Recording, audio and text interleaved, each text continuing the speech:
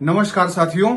आज एक आंतरिक सुरक्षा और राष्ट्रीय सुरक्षा से जुड़े महत्वपूर्ण मुद्दे पर चर्चा करेंगे और वो मुद्दा है सोशल नेटवर्किंग साइट्स का इस्तेमाल किस तरीके से आतंकवादी संगठन क्रिमिनल्स कर रहे हैं।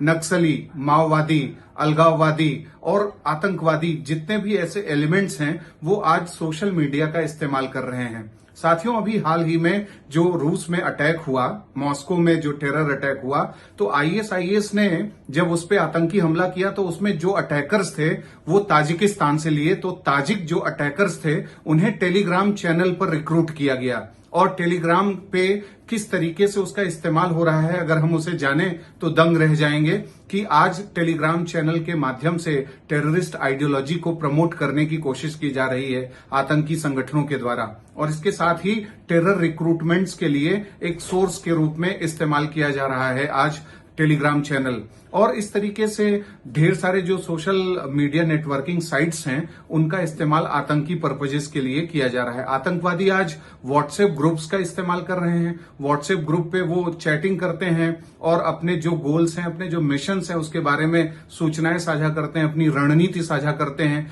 इस बात की खबर जब लगी तो एनआईए ने एक रेड किया और एनआईए के रेड के बाद कुछ आतंकवादियों को जो पकड़ा गया तो उनका मोबाइल जब जब्त किया गया तो उनके मोबाइल फोन में व्हाट्सएप ग्रुप्स मिले। उन व्हाट्सएप ग्रुप में उन्होंने गजवाए हिंद, भारत को गजवाए हिंद बनाने के लिए पूरी प्लानिंग कर रखी थी और उस प्लानिंग को वो आपस में शेयर कर रहे थे और पूरे देश भर में उसके प्रसार के लिए रणनीति बना रहे थे। और कई ऐसे टारगेटेड लोग थे जिन्हें ये काम सौंप रहे थे कि इसको कैसे सोशल मीडिया पर सर्कुलेट किया जाए, इस मिशन को, कि कैसे गजवाए हिंद मॉड्यूल को और ज्यादा मजबूत भारत में बनाना है। ये एनआईए ने इसके बारे में जो पुष्टि की है वो उसके ऑफिशियल साइट पे जो प्रेस रिलीजेस हैं उसमें भी बताई गई हैं। और इसके साथ ही साथियों, जब सोशल मीडिया नेटवर्किंग साइट्स का आतंकवादी इस्तेमाल कर रहे हैं तो उसमें वो online extremism, online jihad, online radicalisation, online fundamentalism, online orthodox की चीजों को बढ़ाने के लिए लगातार कोशिश कर रहे हैं।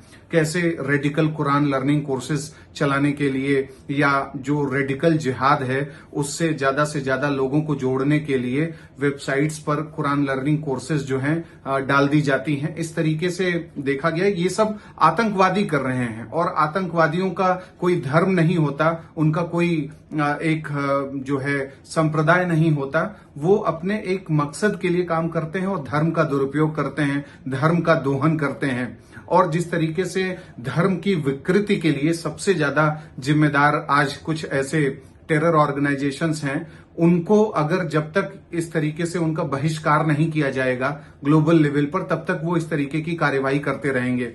इसी तरीके से साथियों, यूट्यूब चैनल्स का भी इस्तेमाल होता है। यूट्यूब पर जो है आतंकवादी संगठन प्रमोट कर रहे हैं टेरर आइडियोलॉजी को, टेरर रिक्रूटमेंट को, फंडिंग के नए नए जो तरीके हैं उन सबको सीखने की कोशिश करी जाती है, प्लस उसको एग्जीक्यूट करने के लिए यूट्यूब चैनल्स का भी इस्तेमाल किया जाता है।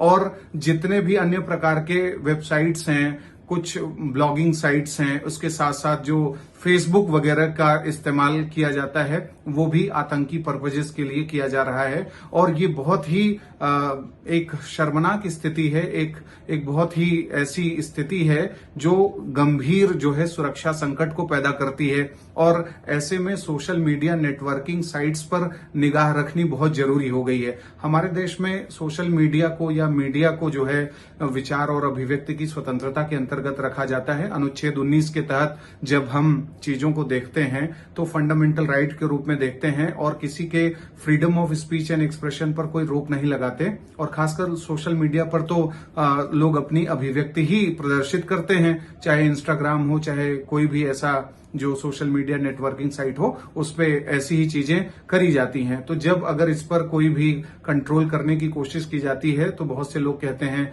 कि ये जो है विचार अभिव्यक्ति की स्वतंत्रता और फंडामेंटल राइट का उल्लंघन है।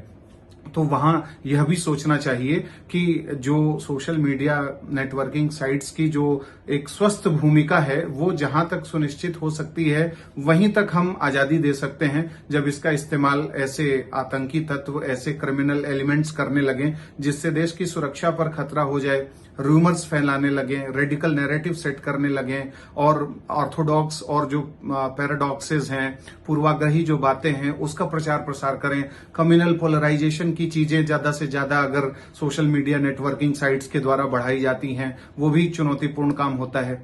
तो ऐसी तमाम स्थितियां हैं जो सोशल मीडिया नेटवर्किंग साइट्स राष्ट्र के समक्ष कई प्रकार की चुनौतियां उत्पन्न कर देता है, सिक्योरिटी कंसर्न्स उत्पन्न करता है, इसलिए इसका रेगुलेशन आवश्यक है। साथियों, आपको क्या लगता है सोशल मीडिया जो नेटवर्किंग साइट्स हैं उन पर किस तरीके की पाबंदी होनी चाहिए, कुछ रेस्ट्रिक्शंस होना चाहिए या ऐसे ही इम्यूनिटी मिली रहनी चाहिए, कोई कुछ भी पोस्ट करे, कोई कुछ भी वहां पर अपने विचार और को अभिव्यक्त करे, चाहे रेडिकल तरीके से ही अभिव्यक्त करे। हेट स्पीचेस लोग देते हैं सोशल मीडिया पर और भी ऐसे पोस्ट करते हैं जिससे अलग अलग राष्ट्रों के साथ संबंध भी खराब हो जाता है। तो हमारे संविधान का जो अनुच्छेद 19 है उसके सबसेक्शंस में साफ तौर पर कहा गया है कि कुछ रीजनेबल रिस्ट्रिक्शंस तो इन सब चीजों पर होने ही चाहिए। अगर हमारी कहीं किसी बात से सोशल मीडिया पर कहीं किसी बात से अगर किसी विदेशी राष्ट्र से संबंध खराब हो जाता है तो ये सही चीज नहीं है, इन सबको रेगुलेट करने की जरूरत है। तो आपका क्या विचार है, आप हमें कमेंट बॉक्स में बताएं। अगले कार्यक्रम में जल्द ही मिलेंगे, इजाजत दीजिए, नमस्कार।